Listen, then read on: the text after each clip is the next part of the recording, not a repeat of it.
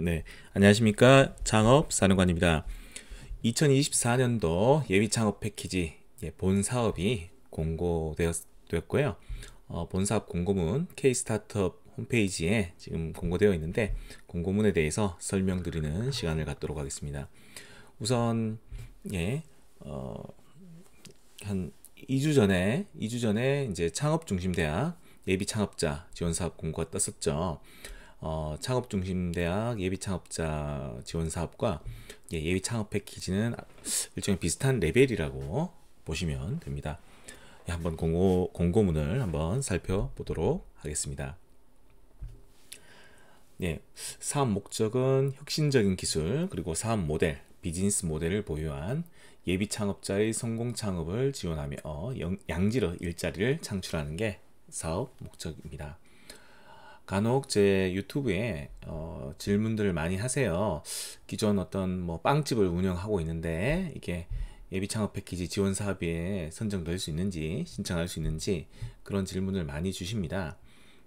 예를 들어서 뭐 배달업을 하고 있는데 그것도 지원 사업이 되는지 모두 다 그런 예비 창업 패키지나 창업 지원 사업에 지원 사업이 지원 사업 대상으로 선정될 수 있습니다. 단 아이템이 기존의 어떤 그런 현존하는 그런 서비스나 어떤 제품, 기술에 비해서 차별성이 있어야 되고 그리고 좀 우수성이 있어야 되겠죠. 그래서 좀 차별성이 있으면 충분히 신청하실 수 있는 그런 지원 사업입니다. 예비 창업 패키지는 예비 창업자, 뭐 아직까지 창업하지 않은 자 일종의 그렇게 표현할 수 있는데요. 몇 가지 예외가 있는데 그것들은 살펴보도록 하겠습니다. 지원 내용은 보통 최대 1억 원까지 평균적으로 선정된 분들의 평균적인 지원 금액은 한 5천만 원 정도 됩니다. 이렇게 자금 지원을 보통 받을 수 있기 때문에 많은 분들이 예비 창업 패키지 도전을 하고 계시죠.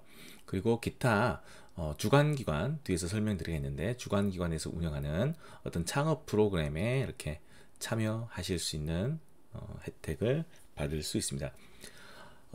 사업 기간은 협약 시작일 선정평가 끝나면요 협약을 체결하거든요. 선정기업과 주관기관 사이에. 그래서 협약 시작일로부터 8개월 이내입니다. 4월부터 올 연말까지 예정인데요.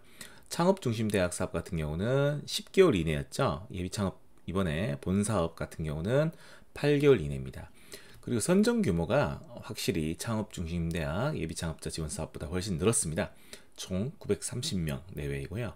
일반 분야, 어떤 특화된 분야가 아닌 일반 분야에는 770명, 특화 분야는 160명 내외를 선정을 할 예정입니다. 우선 일반 분야와 특화 분야를 한번 보겠습니다. 일반 분야라 하면 어떤 산업기술 분야를 나누어서 뭐 정보통신, 전기전자, 기계소재, 공예 디자인, 이런 화학, 에너지자원, 바이오의료, 생명 이런 분야에 해당되면은 그 일반 분야를 하고요. 특화 분야는 크게 여성 분야 그리고 소셜 벤처 분야, 어떤 사회적 기업을 보통 뜻하죠. 이 두 분야가 특화 분야인데 이번 공고에서는 여성 분야와 소셜 벤처 분야를 지원을 하고요. 사내 벤처 분야는 별도로 공고를 한다고 합니다. 사내 벤처 분야는 어떤 대기업 등 대기업에서 일종의 어떤 분산 기업들을 어떤 사업화를 지원하고 성장을 지원하는 그런 프로그램입니다. 이 여성 분야는 어떤 혁신적인 기술 창업 아이디어를 보유한 여성 예비 창업자를 지원합니다. 따라서 여성 분야는 여성만이 신청 가능합니다. 그래서 여성이라면 이쪽 분야로 한번 도전해 보실 수도 있겠죠. 그리고 소셜 벤처 분야는 사회 문제 해결을 목표로 사회적 문제 해결을 목표로 하는 것입니다. 어떤 혁신 기술 또는 비즈니스 모델을 통해서 수익을 초구하는 소셜 벤처 기업을 창업하려는 예비 창업자를 지원합니다. 다만 소셜 벤처보다는 창업 후에 3개월이 속한 말일까지 소셜 벤처 기업 판별을 충족하지 못할 경우 더 이상 사업을 진행하지 못하고 실패 판정을 받게 됩니다. 예비 창업 패키지 신청 자격을 한번 보겠습니다. 사업 공고일이 1월 30일이었는데요.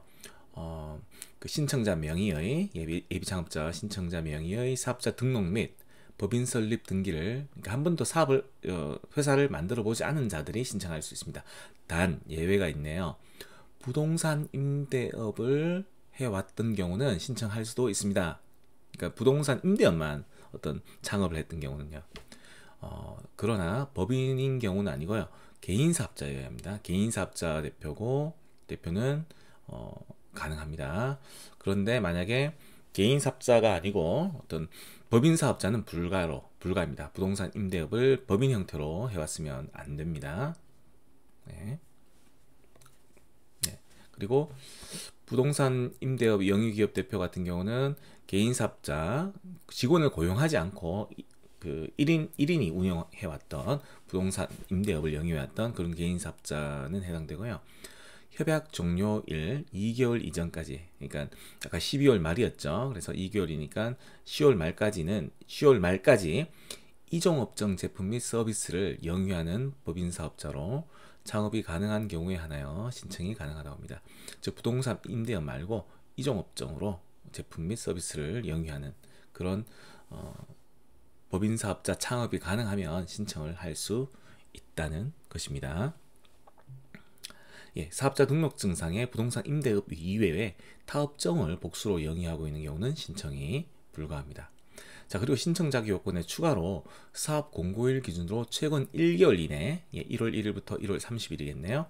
개인 사업자 폐업을 한 자는 또 신청 못 하고요. 법인 사업자도 법인 사업자를 폐업을 요 1개월 이내에 했던 자는 신청을 못 합니다. 폐업하지 않은 자들이 신청을 하실 수 있습니다. 예, 지원 내용은 한 8개월 동안 사업이 진행된다고 했었죠. 지원 내용은 어떤 사업화 자금입니다. 어떤 시제품을 제작하든지 지재권 그리고 홍보, 광고 선전 활동, 광고 선전비를 집행할 수가 있거든요. 그리고 대표자 빼고 어떤 직원을 채용할 때 인건비를 지원을 받을 수 있습니다. 그리고 어떤 장비를 구매한다든지, 그래서 사업화를 위해 필요한 어떤 기계 또는 설비, 비품을 구매한다든지 어떤 제품을 만드는 데 필요한 재료비를 만든다든지 아니면 어떤 앱 개발비를 외주 용역, 본인이 못할 때 어떤 외주 용역을 맡길 때 외주 용역비로 제작하는 경우, 그런 경우는 다 지원 받으실 수 있습니다. 예, 신청 접수 기간이 1월 30일부터 2월 21일까지입니다. 신청 방법은 K-스타트업 누리집에서 온라인으로 신청 접수를 합니다. 자, 평가 절차는 총 2단계인데요. 우선 적격 심사를 합니다. 요건을 검토를 해서 요건이 맞으면 서류 평가 대상자로 올라가고 서류 평가를 통해서 총 모집 인원의 2배수 내외를 선정합니다. 그리고 발표 평가를 거치고요. 발표 평가는 질의응답 포함해서 한 30분 정도 소요됩니다. 최종 선정이 지금 4월 말, 장장 3개월에 걸친 여정이 되겠네요. 그리고 사업계획서, 이 부분이 중요하죠. 사업계획서 유사 중복성 검토는 창업진흥원 및 주관기관에서 상시적으로 진행합니다. 요즘은 이렇게 중복성 검토하는 어떤 프로그램이 아주 잘 발달되어 있어서 사업계획서가 유사한지 중복한지를 잘 바로 판독할 수 있는 그런 시스템이 도입되었다고 뉴스에도 많이 나왔을 것입니다. 예, 계속 보겠습니다. 그러니까 주관기관이라고 아까 언급을 해드렸는데요. 그러면 이 창업진흥원이 있고요. 중소벤처기업부사나 창업진흥원이 일종의 전담기관, 전문기관으로서 그 중소벤처기업부의 예산을 뿌려주는 기관이고요. 이 주관기관이라면 전국에 주로 대학교 그리고 창조경제혁신센터들이 주관기관을 맡고 있습니다. 이 주관기관 담당자들이 실제 어떤 지원 사업을 운영을 하고 있습니다. 그래서 내가 만약에 주관기관을 건국대학교로 이번에 신청을 했다면 평가, 뭐 서류평가, 발표평가 이런 부분이 다 건국대학교에서 진행을 합니다. 그래서 사업신청 문의는 여기 나와 있는 연락처로 문의를 하시면 보다 더 자세한 설명을 들으실 수 있습니다. 특이한 것은 여기 아까 특화 분야가 있다 했죠. 특화 분야가 있는데 소셜벤처랑 한국여성벤처협회 쪽에서 이제 소셜벤처 지원 그리고 여성기업 지원을 하고 있는데요. 예, 그래서 80명씩 뽑고 있는데 요 기관에서 이제 그 주관을 맡고 있습니다. 예, 지원 대상 업종인데요. 지원 대상 업종을 한번 보시겠습니다.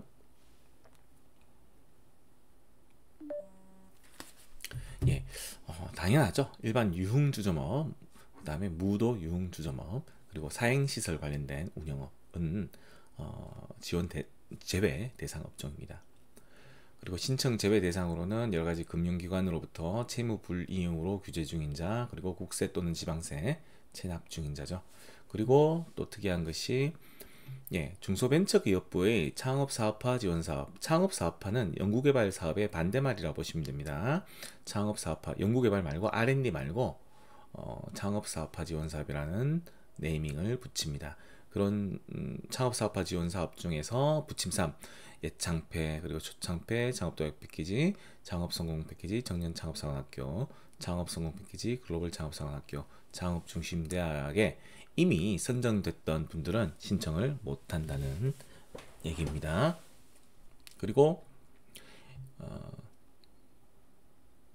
네, 그리고 2024년에 어떤 창업사업화 지원사업에 선정되어 사업을 수행 중인 자도 신청을 못합니다.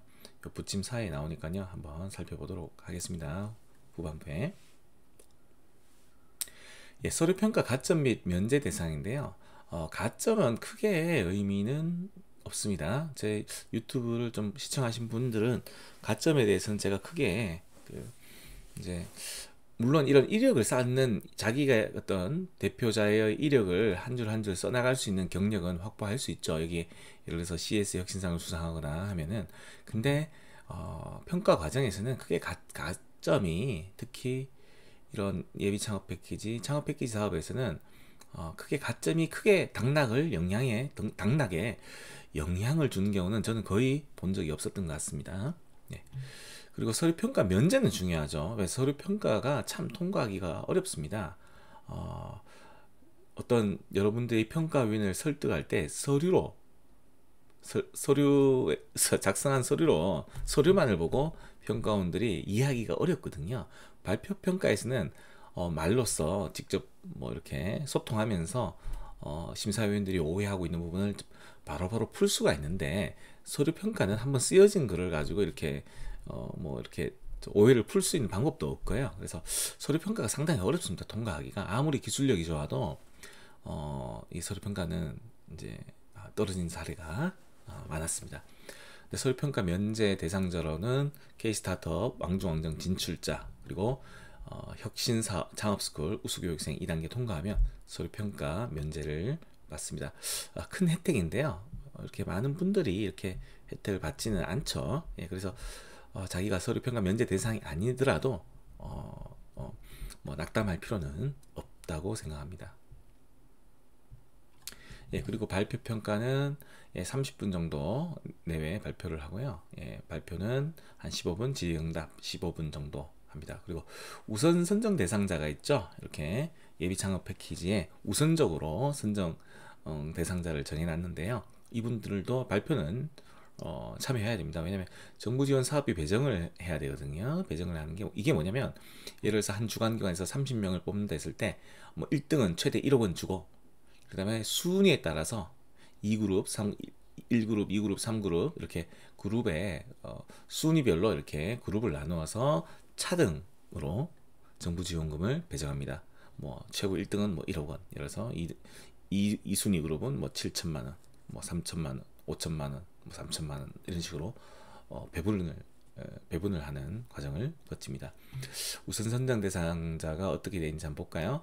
혁신창업스쿨, 딥테크스쿨 우수교육생 3단계에서 우수교육생이라고 인증을 받으면 통과할 수 있습니다. 단 혁신창업스쿨의 어떤 아이템과 이번에 예비창업 패키지에 제출하는 아이템이 동일해야 됩니다.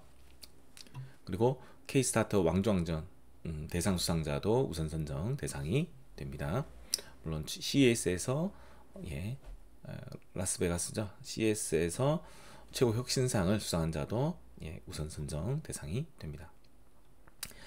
앞에 언급됐던 자 이번에 예비 창업 패키지에 선정되면 여기에 있는 사업들은 동시 수행이 불가능합니다. 한번 볼까요? 창업 지원 사업 중에서 예, 민간 공동 창업자 발굴 육성 사업, 팁스 사업 안에 팁스 R&D 사업 말고 팁스 사업에 선정되면요, R&D 사업을 5억 원 지원받고 나머지 창업 사업화 지원 사업이라고 있습니다. 1억 원씩 지원되는데요. 그 창업 사업화 지원 사업을 시행 수행을 하지 못한다는 뜻입니다. 즉 이 말인즉슨 예비 창업자 선정되더라도 팁스 R&D 사업은 도전할 수 있다는 뜻이죠. 네. 그리고 또 예비 창업 패키지, 당연히 예비 창업 패키지에 선정되면은 당연히 동시 수행 불가. 여기에 이 카테고리에 속하는 사업들은 두 개를 동시에 못 한다는 뜻입니다. 둘 중에 하나를 반드시 선별해서 하나를 드랍을 해야 된다는 얘기입니다. 뭐 창업 중심 대학 사업도 동시에 수행을 못 하죠. 예비 창업 패키지에 선정되면 창업 중심 대학 사업은 드랍을 해야 된다는 뜻입니다. 이상 창업 사령관이었습니다. 구독과 좋아요 부탁드립니다.